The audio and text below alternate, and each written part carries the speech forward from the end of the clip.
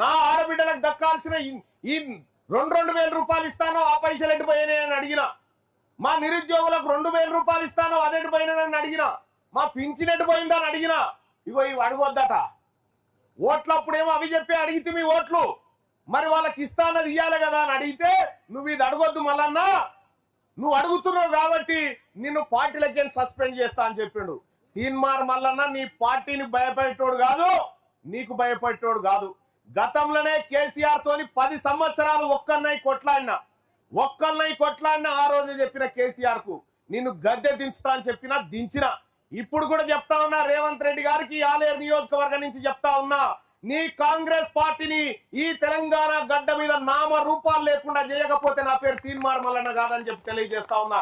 ఎప్పుడైతే నా ఆడబిడ్డల్ని నా జాతులను అవమానం చేసినావో, ఎప్పుడైతే నా ప్రజలను నువ్వు ఆందోళనకు గురయ్యేటువంటి విధంగా ప్రవర్తిస్తా ఉన్నావో ఖచ్చితంగా ఆ పని చేసి తీర్థమని చెప్పి తెలియజేస్తా ఉన్నా. ఈ సర్కారు హాస్టళ్ల పొండి చదువుతున్నటువంటి మన పోరగాళ్లకు 10 రూపాయలతో 2 పూటల బువ్వెట్లా తింటారు నేను అడుగుతా ఉన్నా. ఈ ప్రభుత్వం మన వర్గాల పట్ల చిత్తశుద్ధితో ఉందా? ఇలా దవాఖాన్ లాగమైపోయినాయి, చదువు కొనుక్కోవాల్సిన పరిస్థితి వచ్చింది, నీళ్లు కొనుక్కునే కాడికి వచ్చింది, మిమ్మల్ని అడుక్కునే కాడికి వచ్చింది. ఇక మీకు మాకు సోపతొద్దు,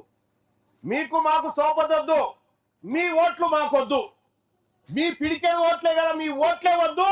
ఇక మా సోదరుల ఓట్లు, మా ఎస్సీల ఓట్లు, మా ఎస్టీల ఓట్లు, మా మైనారిటీల ఓట్లు సరిపోతాయి నాయనా.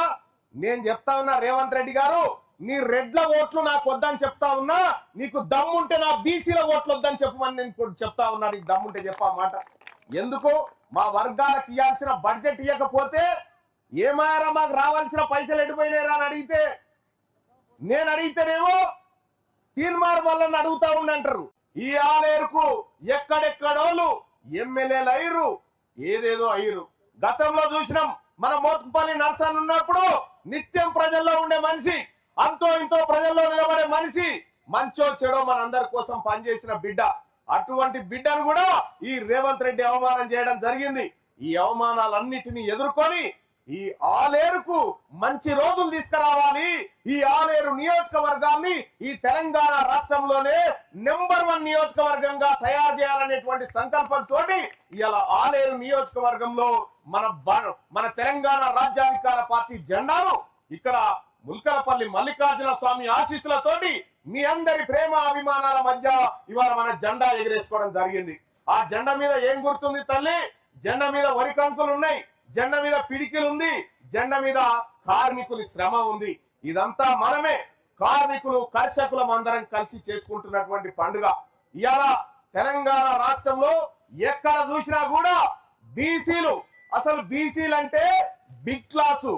ఈ బిగ్ క్లాస్ లోకి బీసీలలోకి ఎస్సీలు, ఎస్టీలు, మైనార్టీలు మనం అందరం కలిస్తేనే బిగ్ క్లాసు. అందుకోసమే సోదరులారా, ఈ తెలంగాణ రాష్ట్రంలో 100కి 90 మంది మనం ఉంటే పిడికేడు మంది లేనటువంటి రెడ్లు ఆ గద్దెల మీద కూర్చొని మనకు బిచ్చమేసినట్టు వేసుకుంటా ఉంటే ఏం అన్యాయం ఇది? ఇదే కాంగ్రెస్ పార్టీ ప్రభుత్వం బెంగళూరు కాడ కుక్కలకు, రోడ్ల మీద తిరిగే కుక్కలకు వారానికి 2 రోజుల బిర్యానీ పెట్టాలని చూస్తా ఉంటే ఈ సర్కారు హాస్టళ్ల పొండి చదువుతున్నటువంటి మన పోరగాళ్లకు 10 రూపాయలతో 2 పూటల బువ్వెట్లా తింటారు నేను అడుగుతా ఉన్నా. ఈ ప్రభుత్వం మన వర్గాల పట్ల చిత్తశుద్ధితో ఉందా?